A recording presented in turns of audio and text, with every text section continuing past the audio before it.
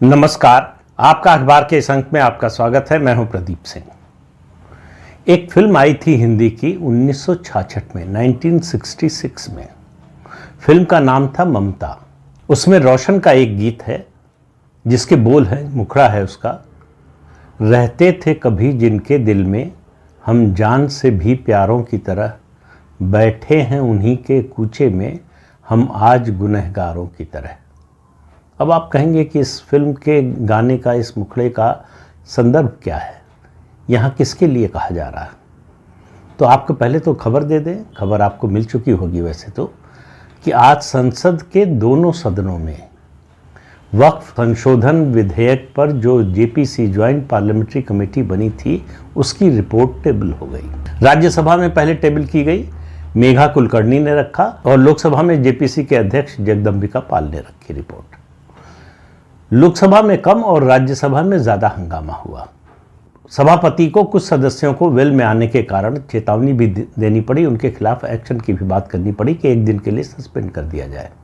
हालांकि ये जब मैं वीडियो बना रहा हूँ तब तक खबर ये है कि उन्होंने सभापति के पास जाकर माफ़ी मांग ली है, लेकिन सवाल ये है कि उनको सज़ा मिलेगी कि नहीं, लेकिन वो अलग मुद्दा है। देखिए, वक्फ संशोधन विधेयक जब ये सरकार लेकर आई थी पिछले सत्र में, तब से इस पर चर्चा चल रही है। 6 महीने इस विधेयक के प्रारूप पर चर्चा हुई। जेपीसी बने 6 महीने हो गए। तमाम स्टेक होल्डर्स, जितने भी स्टेक होल्डर हो सकते थे, उनसे चर्चा हुई। अलग अलग राज्यों में जेपीसी गई, कमेटी गई पूरी, और वहाँ लोगों से बात की, सरकारों से जो है वो रिपोर्ट ली, और उसके आधार पर चर्चा हुई।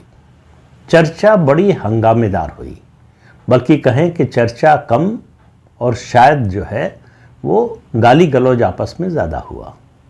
तो राज्यसभा में जो हंगामा हुआ उसका कारण ये था कि विपक्ष का आरोप था कि उनका जो डिसेंट नोट है वो रिपोर्ट से हटा दिया गया है।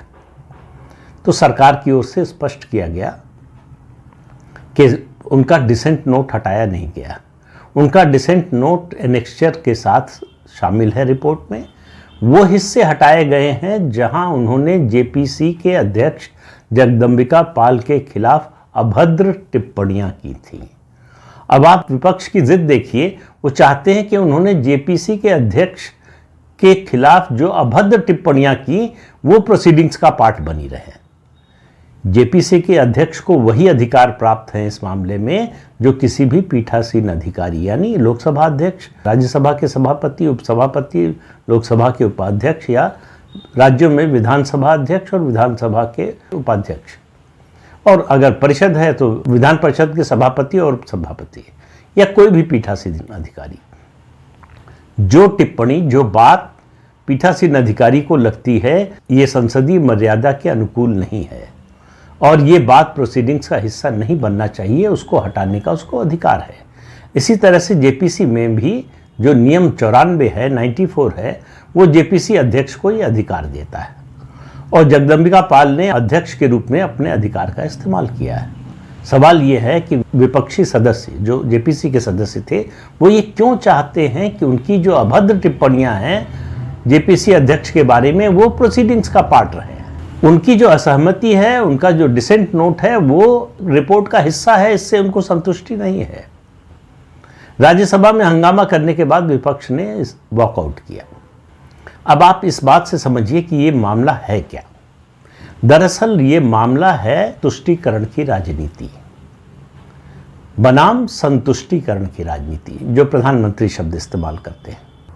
आज़ादी के बाद से लगातार, खास तौर से वक्फ एक्ट बनने के बाद से मुस्लिम तुष्टीकरण की राजनीति चल रही थी, और जैसे जैसे कांग्रेस को मुस्लिम वोटों की ज़रूरत बढ़ती गई या ये आशंका बढ़ती गई कि मुसलमान नाराज़ हो सकता है और वोट कहीं और भी दे सकता है, वैसे वैसे वक्फ एक्ट को और ज़्यादा ताकतवर बनाया गया और ज़्यादा उसके दांत को पैना किया गया। और हालत ये हो गई कि आखिरी जो संशोधन हुआ 2013 में मनमोहन सिंह और सोनिया गांधी की सरकार में, उसके मुताबिक तो वक्फ जिस संपत्ति पर हाथ रख दे, उंगली रख दे, वो वक्फ की हो गई। तो इस कानून के जरिए इस तरह की जो विसंगतियां हैं उनको दूर करने की कोशिश हो रही है।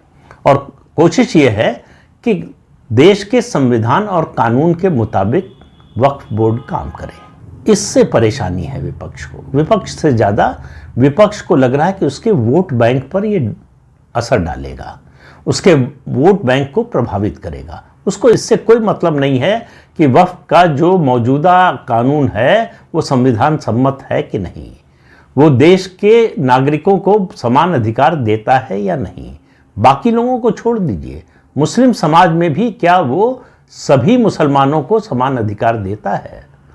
वक्फ के जरिए अवैध रूप से हथियाई गई संपत्ति, जमीनें, उनके जरिए जिन लोगों ने अपना साम्राज्य खड़ा किया, उन्होंने कांग्रेस पार्टी को आश्वासन दिया कि हम ठेकेदार हैं मुस्लिम वोटों के, हम आपको एक मुश्त मुस्लिम वोट दिलाएंगे, आप हमारे स्वार्थ का ख्याल रखिए।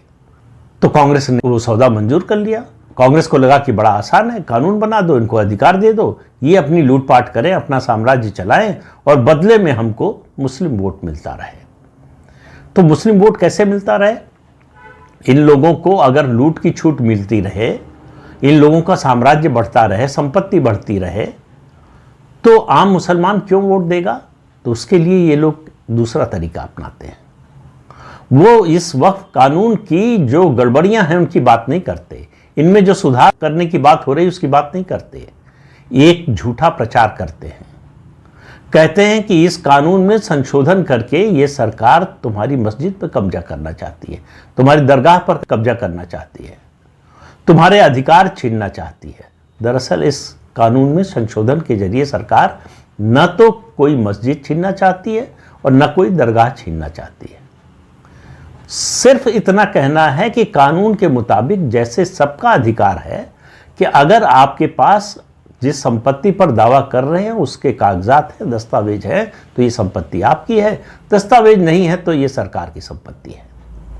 लेकिन ये जो है मुसलमानों के एक वर्ग को मंजूर नहीं है और वो जिनके समर्थन पर टिके हुए बने हुए हैं उनको भी मंजूर नहीं है। इसलिए आप देखेंगे Congress party, Samajwadi party, RJD, इस तरह की तमाम पार्टियां जो मुस्लिम तुष्टीकरण की राजनीति से अपनी राजनीति को आगे बढ़ाती हैं, वो सब इसके खिलाफ हैं। लेकिन एक अलग दृश्य देखने में आया जेपीसी की बैठक में। जब क्लॉज बाय क्लॉज इस पर वोटिंग हुई संशोधनों पर, तो एनडीए में शामिल जो दल हैं, खासतौर से दो दलों की बात करूंगा, टीडीपी और जनता दल यूनाइटेड, ये दोनों पार्टियां भी ऐसी हैं जो अपने अपने प्रदेश में मुसलमानों के वोट का एक हिस्सा लेती हैं। इन्होंने संशोधन पेश किए, वो स्वीकार कर लिए जेपीसी ने। ये समर्थन में है, इन्होंने विरोध नहीं किया। ये समर्थन में ना होते तो जेपीसी की ये रिपोर्ट ही एक्सेप्ट ना होती। ये उससे बड़ा धक्का है इन विपक्षी दलों के लिए, खासतौर से कांग्रेस के नेतृत्व में और उसके जो सहयोगी दल हैं, उनको लग रहा है कि उनका साम्राज्य भरभरा कर गिरने वाला है। आज जो हाउस में हुआ, खासतौर से राज्यसभा में, विपक्ष ने जिस तरह से पहले हंगामा किया और फिर बहिर्गमन किया, उसका एक ही संदेश है। और ये संदेश आपको जेपीसी की बैठकों से और खासतौर से जब रिपोर्ट फाइनल की गई तब से मिलने लगा होगा कि उन्होंने मन में ये स्वीकार कर लिया है कि अब इस कानून को रोक पाना उनके लिए कठिन है, बल्कि कहें कि संभव ही नहीं है। तो उसकी खीज, उसकी नाराजगी वो दिखाई दे रही है। अब कितना स्वीकार कर लिया है विपक्ष ने, इसके अंदाजे के लिए सिर्फ एक घटना पर ध्यान दीजिए। आज जब हाउस में ये रिपोर्ट पेश हो रही थी, खासतौर से राज्यसभा में जब जेपीसी की रिपोर्ट टेबल की जा रही थी, ठीक उसी समय टीएमसी यानी तृणमूल कांग्रेस का डेलीगेशन, ममता बनर्जी जो बहुत ज़्यादा निर्भर है मुस्लिम वोटों पर, उनकी सत्ता चली जाए अगर मुस्लिम वोटों का एक हिस्सा भी खिसक जाए, उनकी पार्टी का एक डेलीगेशन मिल रहा था महामहिम राष्ट्रपति द्रौपदी मुर्मू जी से। किस बारे में? वक्फ संशोधन विधेयक या जेपीसी की रिपोर्ट पर नहीं। उन्होंने जो एक विधेयक पास किया है, कानून बनाना चाहती हैं अपराजिता का, महिलाओं की सुरक्षा का, उसको मंजूरी गवर्नर से नहीं मिली है और राष्ट्रपति के पास पता नहीं आया है कि नहीं, वो चाहती हैं कि राष्ट्रपति उसको मंजूरी दे। तो वक्फ जैसे इतने सेंसिटिव मुद्दे जो धर्मनिरपेक्ष अपने को पार्टियां कहती हैं उनके लिए, और खास तौर से तृणमूल कांग्रेस की बात कर रहा हूं, तो तृणमूल कांग्रेस ने यह स्टैंड लिया कि वो कांग्रेस से अलग है, उसको यह दिखाना था, क्योंकि ममता बनर्जी को यह भी पता है कि पश्चिम बंगाल में उनकी सत्ता आने में मुस्लिम वोटों का तो हाथ है ही, लेकिन साथ में ये जानती हैं कि उनका मुकाबला भारतीय जनता पार्टी से है। हिंदुओं का एक अच्छा खासा सेक्शन ममता बनर्जी को वोट देता है। अगर वो वोट खींच लेगी भाजपा और वक्फ बिल पर इस तरह का स्टैंड लेने पर इसकी आशंका बन सकती है, तब तृणमूल कांग्रेस का सत्ता से बाहर जाना तय हो जाएगा। लगभग 30% मुसलमान हैं पश्चिम बंगाल में और 70% के करीब हिंदू हैं। हिंदुओं का वोट का अगर 65 से 70% भाजपा को मिल जाए तो जिस दिन ऐसा हो जाएगा उसी दिन भाजपा की सरकार बन जाएगी। ये बात ममता बनर्जी समझती हैं, इसलिए उनको संतुलन साधना पड़ रहा है। इसलिए उन्होंने कांग्रेस से और उसके सहयोगी दलों से अपने को अलग कर लिया। तो वक्फ संशोधन विधेयक पर जेपीसी की रिपोर्ट संसद के दोनों सदनों राज्यसभा और लोकसभा में पेश की जा चुकी है। अब संसद के बजट सत्र के दूसरे भाग में, संसद के बजट सत्र के पहले भाग का आखिरी दिन था, 13 मार्च से दूसरे भाग की कार्यवाही शुरू होगी। उस समय सरकार नया विधेयक लेकर आएगी। जो जेपीसी की रिपोर्ट आई है उसमें जो संशोधन प्रस्तावित किए गए हैं, जिनको जेपीसी ने स्वीकार किया है, जिन संशोधनों को, उनके आधार पर सरकार एक नया बिल लेकर आएगी, एक नया विधेयक लेकर आएगी। विपक्ष को मालूम है कि उसका हारना तय है और सरकार ने भी इसकी शुरुआत वहां की है जहां वो थोड़ा कमजोर है, यानी राज्यसभा। आपको याद होगा अनुच्छेद 370-35A पर भी जो प्रस्ताव आया था वो राज्यसभा में ही आया था। उस समय तो भाजपा की स्थिति और ज्यादा कमजोर थी।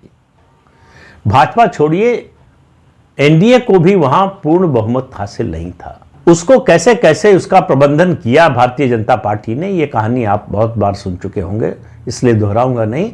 उस स्थिति में भी भाजपा वो प्रस्ताव राज्यसभा से पास कराने में सफल हो गई, जबकि सबको आश्चर्य लग रहा था कि लोकसभा जहां 2/3 बहुमत था बीजेपी का, वहां से पास नहीं कराया। पहले राज्यसभा में लेकर गई, जहां पास होने में आशंका थी कि हो पाएगा कि नहीं, लेकिन सफलतापूर्वक पास करा लिया।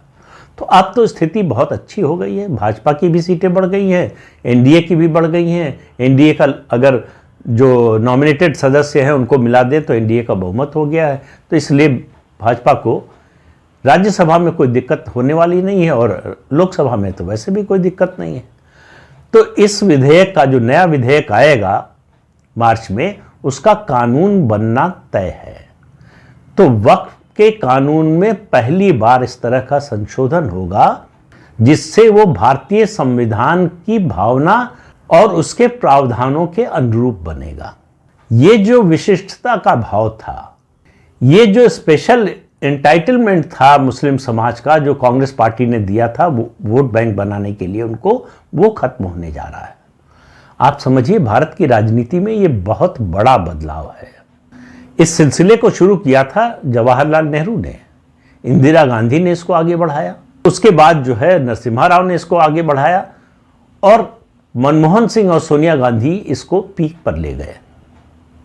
इसके बाद तो यही घोषणा होना बाकी थी कि भारत जो है भारतीय संविधान से नहीं, शरिया के मुताबिक चलेगा। उसके अलावा इसमें और ज्यादा संशोधन की, इसको और ज्यादा पैना बनाने की गुंजाइश ही नहीं बची थी। तो इसलिए इस तरह का खतरा बना हुआ था और ये जो एंटाइटलमेंट का मुसलमानों को लाभ दे रही थी कांग्रेस पार्टी, वो समाप्त होने जा रहा है। इससे बड़ी बौखलाहट है। कांग्रेस पार्टी खासतौर से, सभी उसके सहयोगी दल और कांग्रेस पार्टी खासतौर से, और उसमें भी राहुल गांधी, उनके लिए ये बहुत बुरी खबर है।